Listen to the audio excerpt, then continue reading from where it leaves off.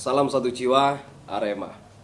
Nah, untuk edisi ini pastikan Anda menyimak dari awal supaya bisa mendapatkan informasi yang utuh ataupun lengkap. Ebola, Edan Bola RCBFM. Ebola, Edan Bola. Edan Bola RCBFM.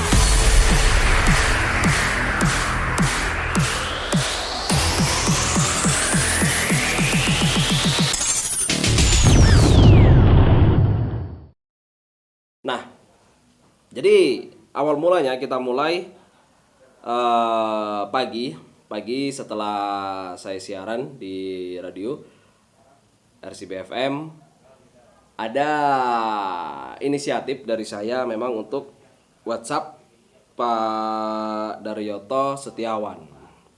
Saya ingin mewawancarai seperti apa tanggapan Pak Daryoto terkait video podcast tentang langkah MMGA pertama, yakni yang berkaitan dengan hukum, yang intinya atau yang sering dipopulerkan oleh teman-teman MMGA adalah challenge kepada Pak Daryoto.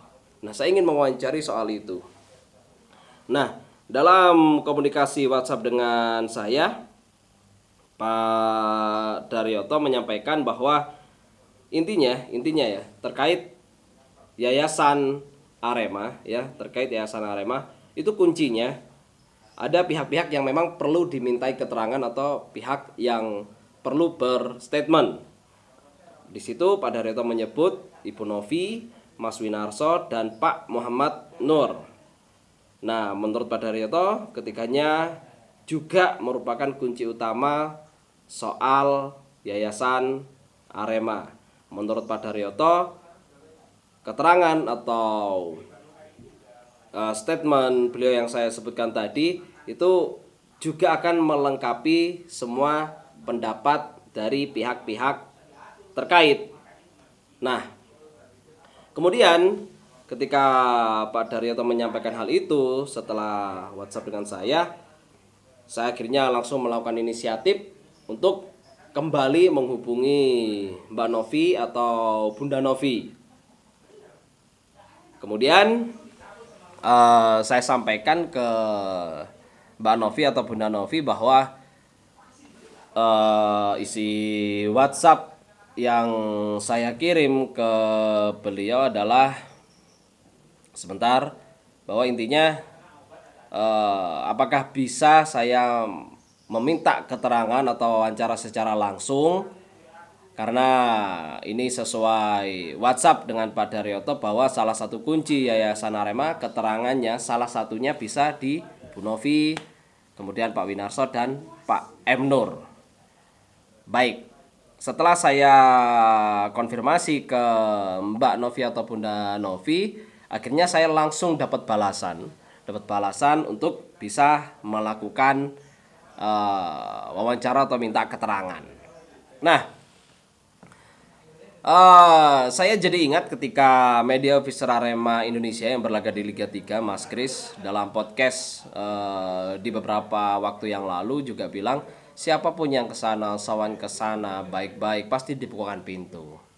Nah, sekarang kita akan sowan kesana, terlebih saya juga sudah mendapatkan konfirmasi untuk bisa mewawancarai beliau. Ayo.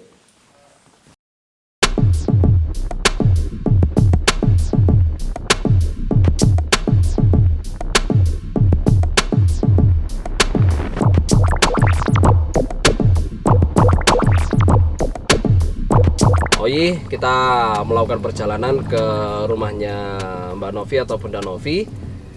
Di sisi lain, saya sendiri juga sudah lama tidak sowan ke sana. Terakhir saya ke sana atau sowan ke sana saat Sam Ikul meninggal dunia beberapa tahun yang lalu. Sudah cukup lama memang. Namun segala pemberitaan yang berkaitan dengan Arema Indonesia yang berlaga di Liga 3, saya lebih sering memang menugaskan tim di RCBFM untuk melakukan peliputan.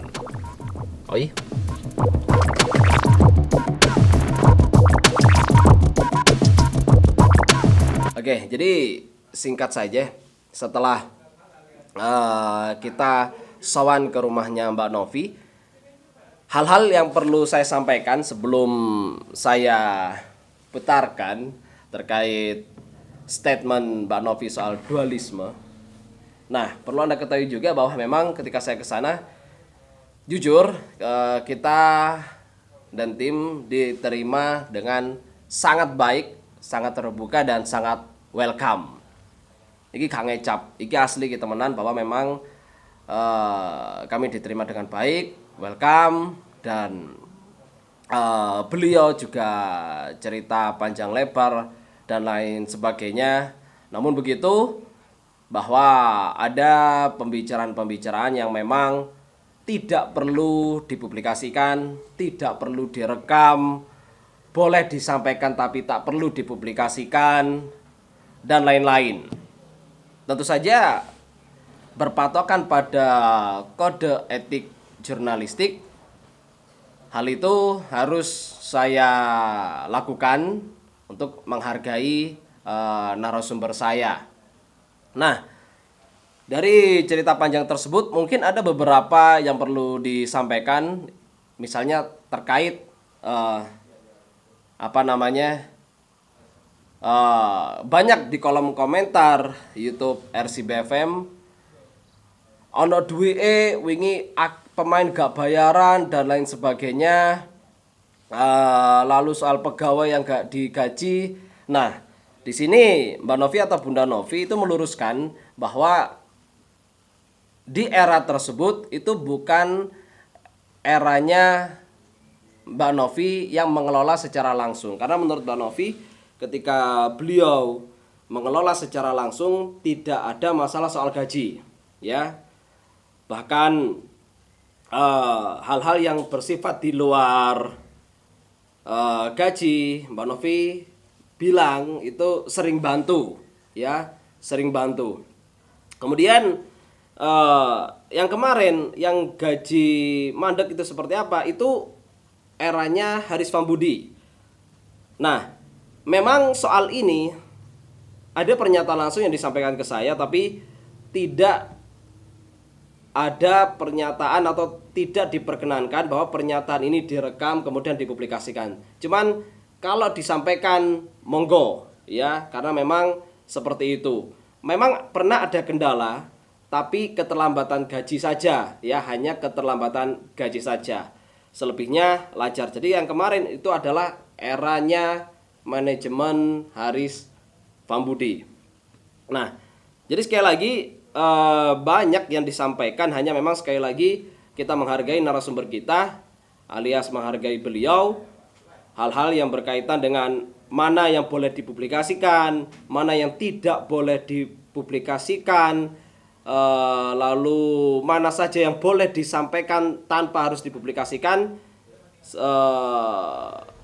Kalau kita berpatokan pada kode etik jurnalistik, maka saya harus menghargai permintaan tersebut, ya. Bukan berarti kita menutup-nutupi informasi, bukan, tapi itu adalah hak dari narasumber kita. Nah, ada poin penting yang memang sama Mbak Novi atau Bunda Novi ini boleh dipublikasikan. Dan ini juga menjadi poin yang sering ditanyakan oleh Aremania maupun Aremanita, yang tentu saja hal ini berkaitan dengan Yayasan Arema, rekonsiliasi dan macam-macam. Nah, mungkin Anda masih ingat di vlog sebelumnya atau di podcast sebelumnya, MO Arema Indonesia yang berlaga di Liga 3, Mas Kris mengatakan bisa iya, bisa tidak. Mungkin Anda masih ingat, ya, atau bisa dilihat lagi di album Ebola Podcast di channel ini. Kemudian soal iya atau tidaknya terserah Mbak Novi atau Bunda Novi. Nah, kali ini beliau akan menyampaikan secara gamblang, dan ini adalah poin penting yang oleh Bunda Novi atau Mbak Novi boleh dipublikasikan. Juga saya sertakan foto saya dengan Mbak Novi atau Bunda Novi ini sebagai bukti atau sebagai tanda bahwa memang pertemuan itu ada, pertemuan itu terjadi, wawancara itu ada, wawancara itu terjadi. Dan itu bukti fotonya atau bukti konkretnya termasuk soal rekaman percakapan ini yang boleh dipublikasikan. Soal yayasan maupun soal rekonsiliasi. Silakan Anda simak.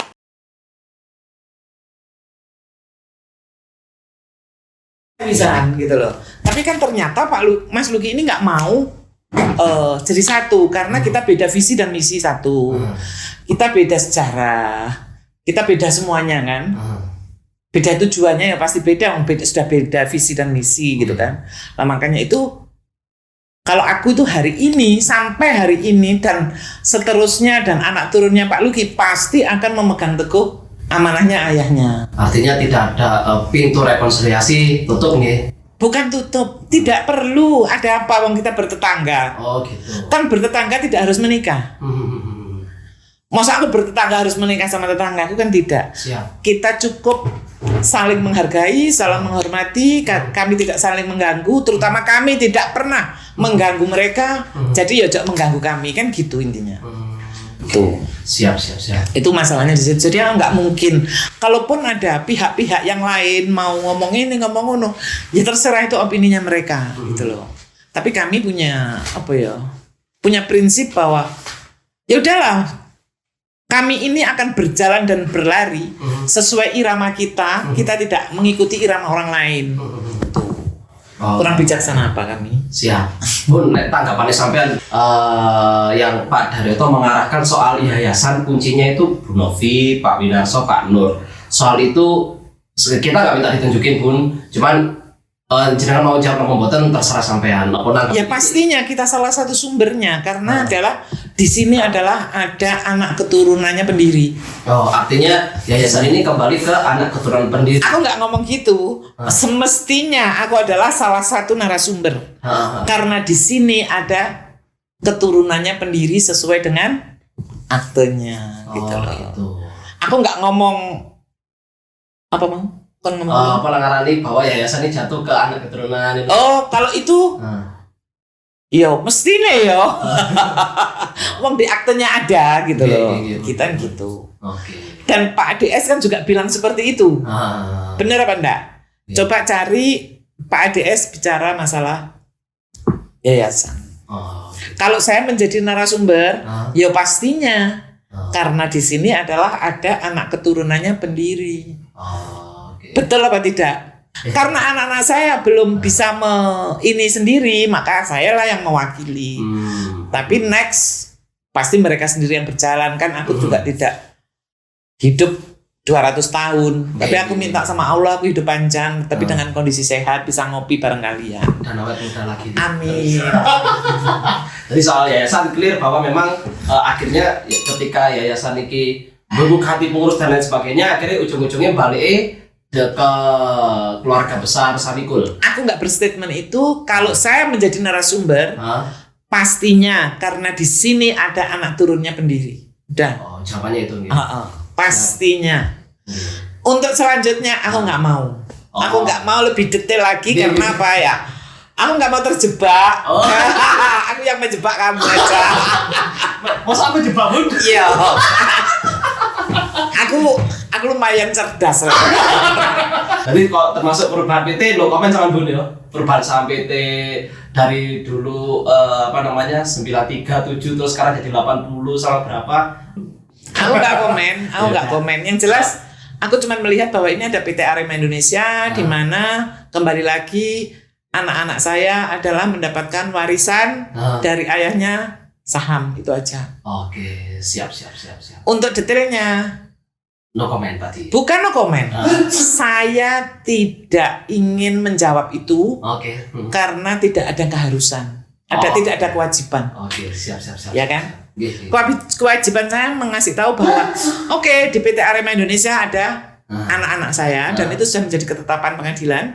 Yang kalau untuk yayasan, kalau aku menjadi narasumber ya pastinya wong saya istrinya pendiri, di sini ada anak keturunannya pendiri.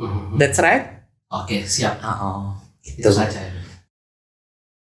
Oke, jadi itu statement beliau terkait rekonsiliasi dan yayasan. Memang ada yang disampaikan secara gamblang, ada pula yang memang beliau tidak berkenan atau tidak mau menjawabnya. Itu hak beliau sebagai narasumber. Dan sekarang Anda sudah tahu jawaban saat ini dan bagaimana menurut Anda atau opini Anda. Salam satu jiwa Arema.